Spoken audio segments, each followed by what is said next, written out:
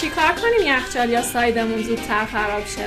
کاندانسرش رو تمیز نکنیم و به سرویس‌های دورش بی‌توجه بشیم. چیکار کنیم جارو برقیمون زودتر خراب شه؟ فیلترش رو تمیز نکنیم و بدون استراحت ازش استفاده کنیم. چیکار کنیم ماشین لباسشویی زودتر خراب شه؟ بیش از حد ظرفیتش پرش کنیم. چیکار کنیم ماشین ظرفشوییمون زودتر خراب شه؟ دیر به دیر ازش استفاده کنیم و به جرمگیریش بی‌توجه بشیم.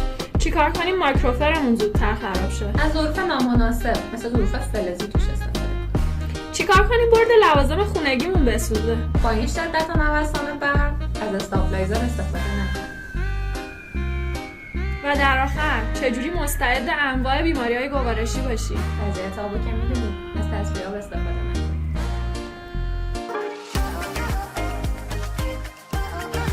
با ایناندو سرویس همراه باشید.